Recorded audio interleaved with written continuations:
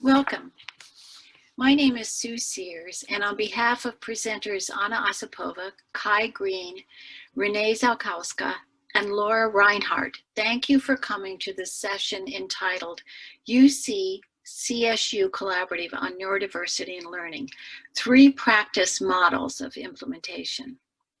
I will briefly introduce our session, and then Anna will discuss the models of implementation, which are contributions from Kai, Laura, Renee, and Anna.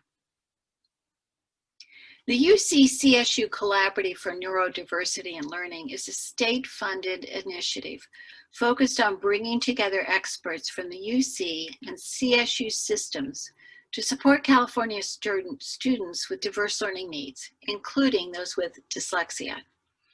It has as a goal identifying and strengthening links between research and classroom practice, and embedding this knowledge in teacher education programs.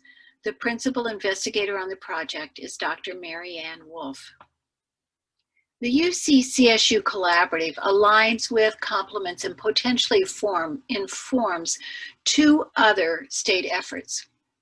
The first is Assembly Bill 1369, which directed the state to develop guidelines to assist general and special education teachers and parents in identifying, assessing, and supporting students with dyslexia, and resulted in the document, the comprehensive document, California Dyslexia Guidelines. And the second state effort, which we think is particularly relevant and timely for us as teacher educators, are new state standards and teacher performance expectations for the education specialist preliminary teaching credential, and the new teaching performance expectations in reading and literacy development, which are intended for all elementary, secondary, and special education teachers. This summer, as a part of the UC CSU Collaborative Project, a task force of teacher educators was convened, and it's my distinct honor to serve as chair of the task force. The task force is comprised of faculty teaching in both elementary and special education teacher education programs in the Los Angeles area. And the overall charge to the task force is to develop and implement programs that prepare teacher candidates with the best possible knowledge they need to provide effective reading instruction to all students in K-12 schools. As a part of our work this summer, we first examined reading course syllabi, looking for mentions of students who are struggling to learn to read, including specific reference to those with dyslexia. We began gathering resources addressing dyslexia and areas surrounding dyslexia, and organized this content into the 3 models that Anna is going to describe.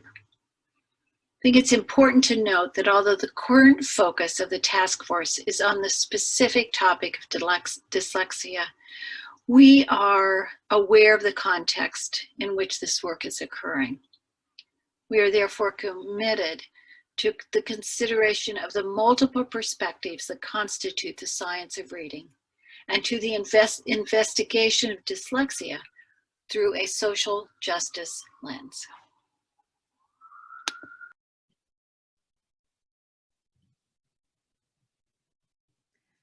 Another model is one for California State University Dominguez Hills.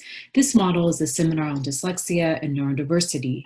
In creating this course, we had 2 goals. Our first goal was to create a graduate seminar to serve as an exemplary course to disseminate current and fundamental research on dyslexia and best practices for teaching students with dyslexia. Then we wanted to take the topics from this seminar and embed selected seminar components into the various CSU Dominguez Hills teacher education and preparation courses. On the next slide, you can see some of the topics from this course. Although there are some topics from this course, the seminar on the left side, this is a semester-long course which will have many more components than we have listed here. We wanted to provide some examples. So for instance, one of the syllabus topics is just an overview of what is dyslexia, and then some of the activities we would do with our students in here and our teachers. We would compare different definitions of dyslexia used in research. We would also review the California Department of Education dyslexia guidelines, and then ask students to read about or interview individuals with dyslexia.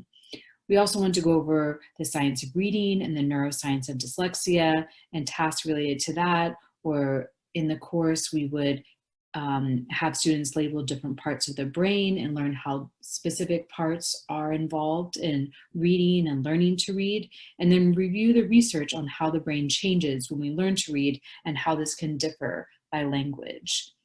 Next, we also want to cover psychometric issues, screening tools, and diagnostic assessment measures.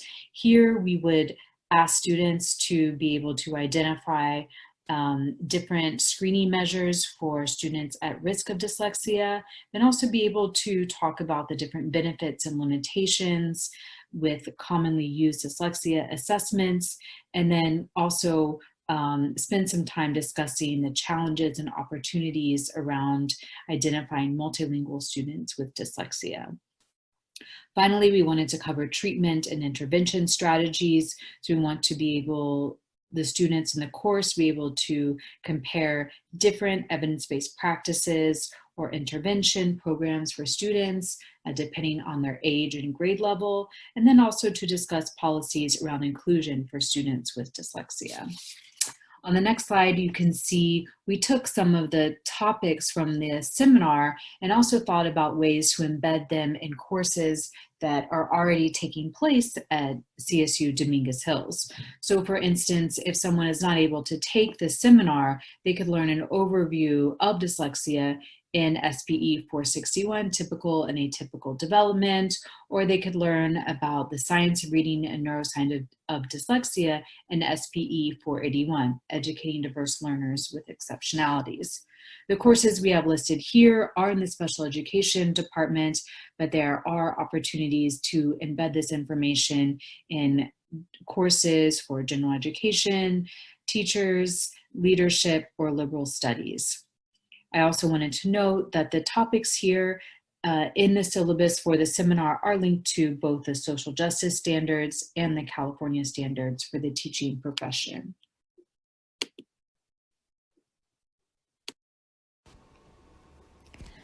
Reading Instruction for Diverse Learners is a reading methods course for general education students pursuing an elementary education credential.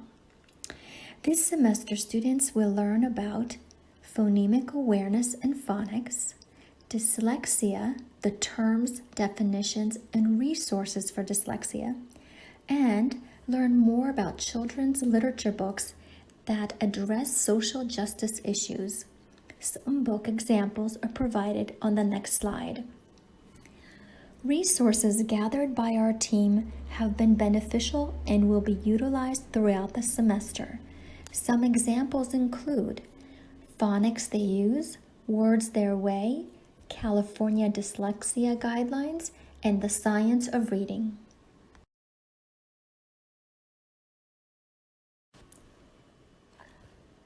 Dr. Vanessa Goodwin from the Department of Special Education will be a guest speaker in Dr. Renee Ziolkowska's Reading Methods class and will 1. Define and explain what dyslexia is, describe assessments, supports, share statistics, explain when to screen for dyslexia, and how to debunk myths about dyslexia.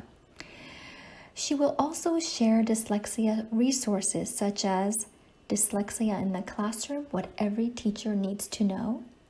In addition, she will speak about family involvement with a child who is dyslexic or who is struggling with reading. Finally, she will explain that in her department, reading methods students are required to reach out to families of students who struggle with reading. Dr. Ziolkowska, who is in the Department of Elementary Education, will speak in Dr. Goodwin's class about the role of children's literature, introducing selections that address social justice issues. Some of the books that will be shared include Amazing Grace. In this book, Grace wants to be Peter Pan in a play, but her classmates tell her she can't because she's a girl and she's black. The next book, Emmanuel's Dream, The True Story of Emmanuel Ofasu Yaboa, is a true story about a boy from Ghana. Emmanuel raised awareness for equal rights regardless of disability. The next book is Terrible Things, an allegory of the Holocaust. During World War II, many people looked the other way when terrible things happened. They pretended not to know that their neighbors were being taken away and locked in concentration camps.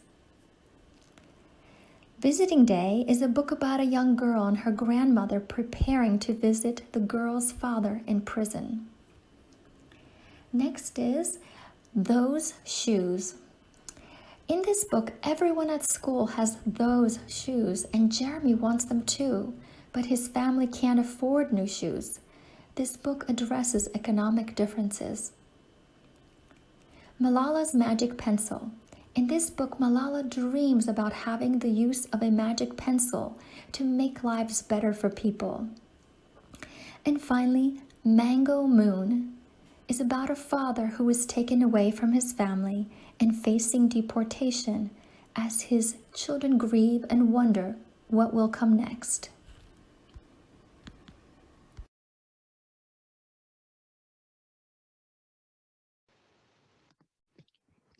In the next two slides, I would like to present to your attention the third model that Cal State LA team of the collaborative discussed as a potential means of incorporating the content and methods focused on the identification and support of students with dyslexia, their families, and teachers who work with these students.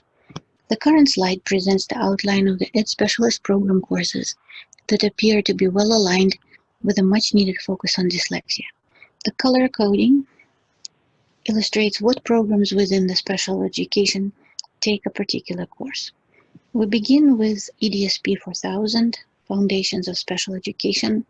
This is the course that's taken by all special education and general education candidates. This course could address definitions of dyslexia, state legislation, Assembly Bill 1369, and also select teaching strategies. The next course within the sequence of courses is EDSP 4010. It focuses on cognitive, linguistic, and literacy processes in individuals with special needs.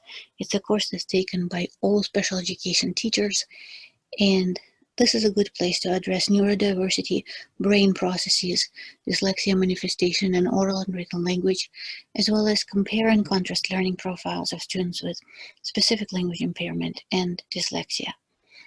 We next have a course on assessment in special education. This course is taken by candidates in mild to moderate and moderate to severe specializations.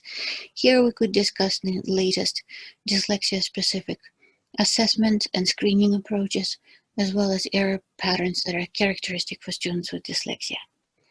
The next course in the sequence is the first reading course out of two that are taken by teachers in special education.